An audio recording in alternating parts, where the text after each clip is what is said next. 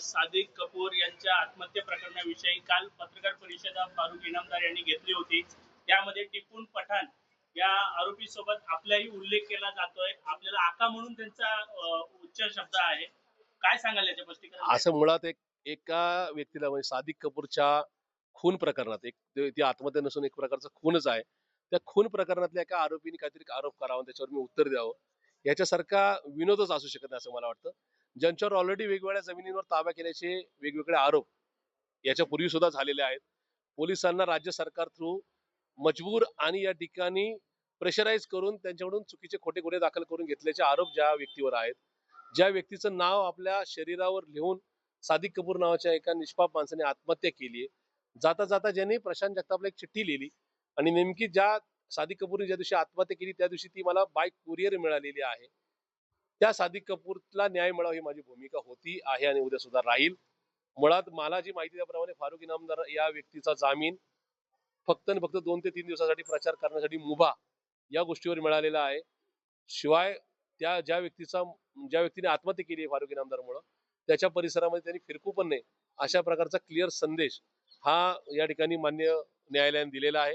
त्याचं उल्लंघन जर झालं, मला किंवा सादिक कपूरच्या कुटुंबियांना अशा प्रकारची कुठली धमकी द्यायचा त्यांनी प्रयत्न केला तर मात्र उद्या हायकोर्टामध्ये पुढच्या 48 तासामध्ये माझ्याकडून एक याचिका दाखल होईल आणि त्याच्यामध्ये त्यांचा इंटरियम जामीन सुद्धा कॅन्सल व्हावा ही मी न्यायालयाला विनंती कराल. त्यांनी या सगळ्या संदर्भामध्ये मी कुठेही फारुख इनामदार या व्यक्तीच्या संदर्भामध्ये कुठल्याही प्रकारच्या घोषणा केली नव्हती किंवा काही नव्हती. माझं एक कर्तव्य होतं की सादिक कपूर नावाच्या व्यक्तीने आत्महत्या करण्यापूर्वी प्रशांत जगताप एक विचारावर आधारित संघर्षाच्या नका भूमिकेमध्ये चुकीच्या नका गोष्टी करणाऱ्यांच्या विरोधात आणि ज्याच्यावर अन्याय होईल त्याच्यासाठी लढणारा कार्यकर्ता म्हणून जाता जाता त्याच्या सद्विवेक बुद्धीला जागृत होऊन आत्महत्या करण्यापूर्वी माझ्या नावाने त्यांनी चिठ्ठी लिहिली. ती बाय कुरिअर मला मिळाल्यानंतर माझी सद्विवेक बुद्धी जिवंत होती किंवा जागृत होती म्हणून मी ती चिठ्ठी या ठिकाणी पोलिसांकडे पाठवली आणि त्याच्यावरून जर कुठेतरी या ठिकाणी फारुख इनामदार चुकीच्या गोष्टी बोलत असतील तर मात्र मला मान्य उच्च न्यायालयाकडे सुद्धा या संदर्भामध्ये हे म्हणणं मांडावं लागेल. मला असं वाटतं की फारुख इनामदारवर मी जास्त बोलू नये. मर्डर करणारे, चोऱ्या करणारे, दहशत करणाऱ्यांच्या विरोधात त्यांच्या उत्तराने आपण काय उत्तर द्यावं, त्यांचं सामाजिक कार्य उत्तम असावं अशांवर आपण बोलावं. त्यांच्याबद्दल काय माझ्या मनात कुठल्या प्रकारचा वैयक्तिक आकस नव्हता, नाही आणि उद्या सुद्धा नसेल.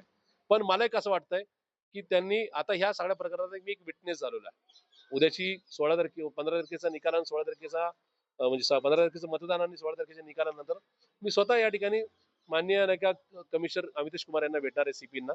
त्या संदर्भात माझं स्टेटमेंट मी देणार आहे आणि मग या संदर्भात जर फारुख इनामदारांनी अशा पद्धतीने चुकीच्या पद्धतीने जर ब्लेम गेम जर चालू केली किंवा माझ्यावर किंवा संबंधित सादिक कपूरांच्या कुटुंबियावर कुठल्या प्रकारचा दबाव आणण्याचा प्रयत्न केला तर मात्र मला उच्च न्यायालयामध्ये धाव घेऊन त्यांचा जामीन रद्द करण्यासाठीची याचिका दाखल करावी लागेल.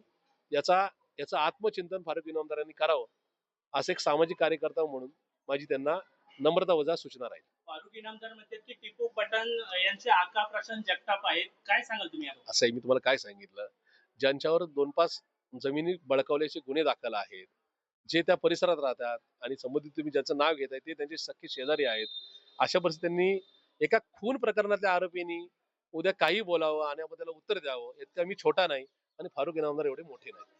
प्रभाग क्रमांक 41च्या नागरिकांना काय संदेश देण्यात? प्रभाग क्रमांक 41च्या नागरिकांना मतदारांना मी एवढंच स्पष्टपणाने किंवा नम्रतापूर्वक हात जोडून विनंती करेल, कुठल्याही गुन्हेगाराला मतदान करू नका. निवडणूक ही तुमच्या घरी जे चांगल्या पद्धतीने पाणी देऊ शकतात, रस्ते देऊ शकतात, दहशतमुक्त वातावरण ठेवू शकतात, त्याच्यासाठीची निवडणूक आहे. जर एखादा आरोपी निवडला गेला तर मात्र उद्याच्या काळामध्ये तुमचा घरातून बाहेर पडणं मुश्किल होईल. त्याच्यामुळे ज्यांनी जमिनी बळकावल्या असतील, ज्यांनी खून केले असतील किंवा आत्महत्येसाठी कोणाला प्रवृत्त केला असेल, अशा वाईट प्रवृत्तींना घरी बसवा एवढीच त्या ठिकाणी माझी विनंती आहे. कारण की उद्याच्या काळामध्ये कायदा कोणाला घरात ठेवायचं आणि कोणाला या ठिकाणी तुरुंगात टाकायचा याचा निर्णय नक्की घेईल. पण सध्या तरी आपण कुठल्याच आरोपींना महापालिकेच्या सभागृहात बसवण्याची या ठिकाणी तजवीज करू नये. अशांची जागा ज्या ठिकाणी असेल ती जागा करण्याकरता योग्य त्या माणसाला त्यांनी मतदान करावं.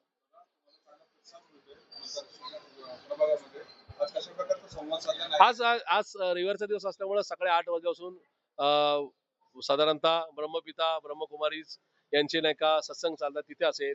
एक 3-4 आमच्या चर्चेस येतात. केरळीन नाही का ख्रिश्चन, तमिलीन ख्रिश्चन, मराठी ख्रिश्चन आणि कॅथलिक नाही का ख्रिश्चन या चर्चेसला आमच्या भेटी झाल्या. नागरिकांशी मुक्त संवाद झाला. सकाळपासून वेगवेगळ्या सोसायट्यांना आम्ही भेटतोय.